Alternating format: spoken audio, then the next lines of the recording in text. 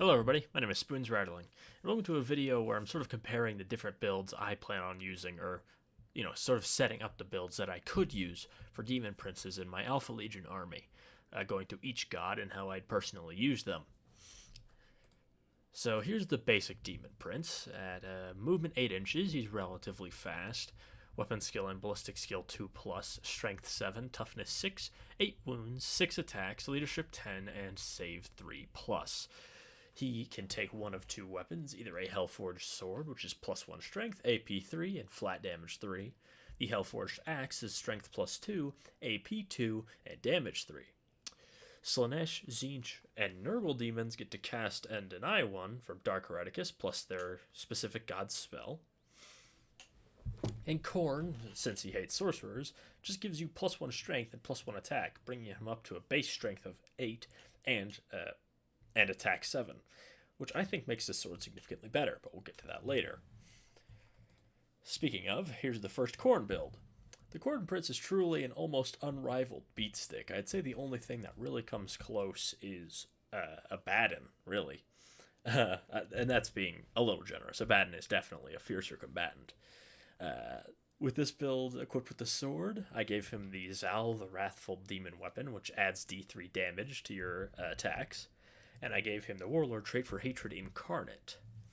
So on the charge, this guy's just an absolute beast, getting 8, Strength 10, actually I believe Strength 11 because Mark of Khorne, and AP 3 with damage D3 plus 3, rerolling all hits.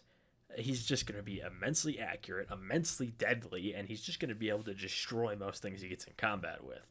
And to show you that, he's going up against a Knight Gallant, which there's quite a large point disparity, but I figured it would be a worthy opponent. So this is just the straight damage, no buffs. Consider this round 1, so he's not getting any exploding 6s to hit, and that's that, just the data sheet.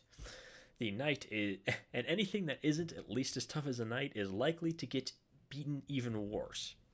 So he has 8 attacks, hitting on 2s, plus rerolls. You're going to usually get 7 or 8 hits. Very likely to get 8, because you're rerolling 1s, which is the only thing you're missing. So we'll be sort of conservative and say 7 for simplicity. You're likely to get 4 to 5 wounds on average, as he's wounding on 3s. And I decided to go for 5 for simplicity, sort of balancing out. He gets less hits, but more wounds. You get the gist. On average, the Knight is saving less than 1 of these. And while D3 can be a bit random, it's usually going to be 2, as far as I know. It could be any. They're all equally likely, but 2 is just very easy.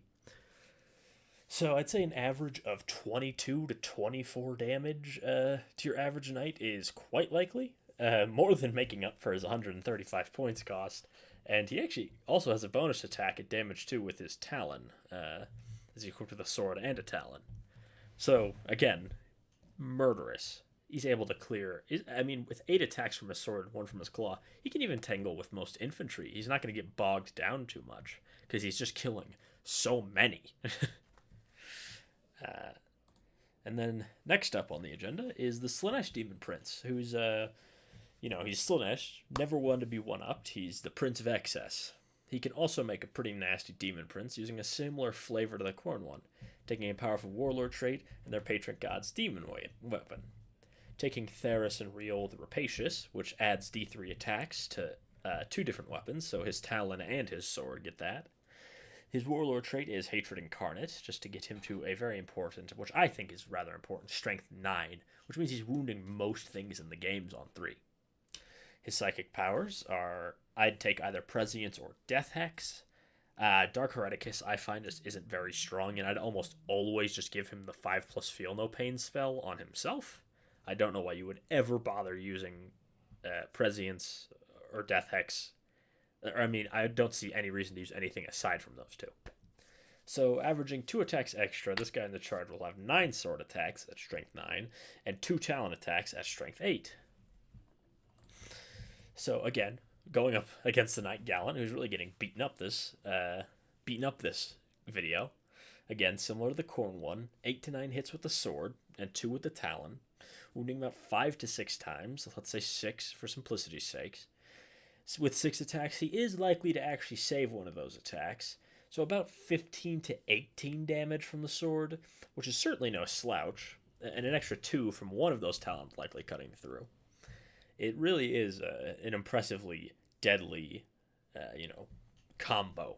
He can certainly hold his own in a fight. Swinging a little high, he could take out a knight, but any knight taking about 20 damage is going to be so crippled they're going to lose a lot of their effectiveness in combat and at shooting if they decide to fall back. And the next up is old Uncle Grandpa Nurgle. While this model isn't looking so hot anymore, I believe the Nurgle Demon Prince functions as more of a powerful support piece. Their demon weapon isn't as strong, and not all relics can replace a Hellforged sword. So I'd rather keep that demon weapon for something else. But what I plan to use him for is sort of backup and a buffing piece for Plague Marines, which are durable and actually have decent damage. So I'd equip him with the axe, as he isn't taking a buffing damage warlord trait. The axe gets him to strength 9, which again I like, even though it does have less AP. I gave him the Gorget of Eternal Hate that stacks with Armor of Contempt to bring all AP down by 2. Excuse me. Bringing AP down by 2 means you're saving things like las cannons on I believe a 3+. I believe so, if I'm remembering right. And he gets the 4+ invulnerable save at all time, which only applies when he's in melee, as normally you rely on his 5+, but 4+ is obviously better. His warlord trait, I took Unholy Fortitude, which is a 5+ feel no pain, which is just in general quite a nice defensive buff. And with that Gorget, he's going to be very tough to shift.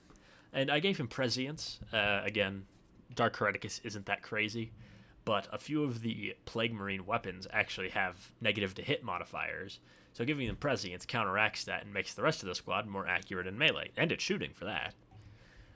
And while he's not nearly as deadly as the others, he's still a Demon Prince, and he works as a nice sort of buffing piece to the Plague Marines, as giving them they wouldn't normally get a Legion trait, but using Putrid Miasma, I think that's the name of the spell, gives them the -1 to hit native to Alpha Legion.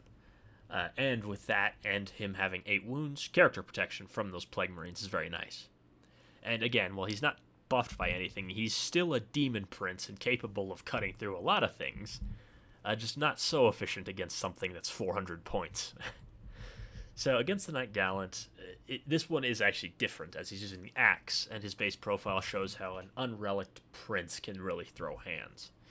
With 6 attacks, hitting an average of 5 hits, only 3 wounds, and punching through, and then likely saving at least 1 because it's saving on a 5+, because AP2, you're likely to get 6 damage on average, which isn't the best, though again, it could easily swing higher, or it could swing lower, of course. And the talent attack actually could help in, if, say you did 9 damage, you could use that talent attack and possibly get through another wound, to deal some extra damage and hopefully bracket the knight, because as a knight gets bracketed, it obviously gets less accurate, less dangerous in melee. Then finally, we have Tzeentch, master of machinations and planning. He's in a similar spot to the Nurgle one, in my opinion. His demon weapon is powerful in certain situations, but I'd rather take it on something else. I'm not just ignoring Invuls is good, but I feel that there's just better places to use it than this guy. I think, again, he adds a significant melee punch to a powerful block of Warp Flamer Rubric Marines, and using his Warlord trait, he can give them full rerolls to wound, which I believe means, and if they can take the icon, which I believe they can, they will be AP3, so you'd have somewhere in the ballpark of 50 Strength 4, AP3 damage 1 shots, auto-hitting, and rerolling all wounds against a specific target. Yeah, I'm going to say that's going to slag a lot of things in the game. I gave him the Eye of Tzeentch alarm went off. Eye of Tzeentch to give extra casting, and the reason for that is I took Death Hex to negate Invuls, if that's going to be important.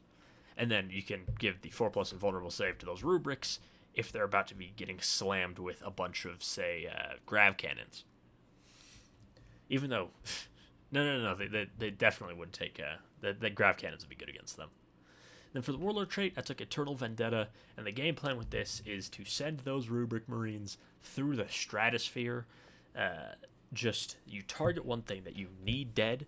If all those Flamers open up, that's 9 Flamers, D6 plus 2 shots, all auto-hitting, and then re-rolling wounds. Again, I think that could easily melt even tough vehicles. I think it could easily kill. And any infantry, I think, is just going to be drowned in the amount of saves. And again, similar to the Nurgle Prince, this guy has some immense synergy and anti-charge protection. If somehow the selected enemy doesn't get melted, he can easily finish the job. But his damage would be ultimately similar to the Nurgle Prince. The re-rolling wounds would help a little bit, especially being at strength 9 with the axe. I think this guy's a fine choice. I just think that there are better choices. And I do like the Rubric Marines, but I think I'd rather just bring a Exalted Champion. Regardless, I do think that all these builds are somewhat viable. I'd say the Khorne and Slaanesh are the strongest, with Nurgle in third, and then Tzeentch probably a bit further back, as I feel other HQs could kind of do it better than he could. Though again, he could act as anti-charge threat and just being a very potent melee threat that people can't really ignore, but with a huge block of rubrics in front of him, it can be hard to get to him. Regardless, my name is Spoons Rattling. I hope you enjoyed this video. Make sure to like, comment, and subscribe, and I'll see you all next time.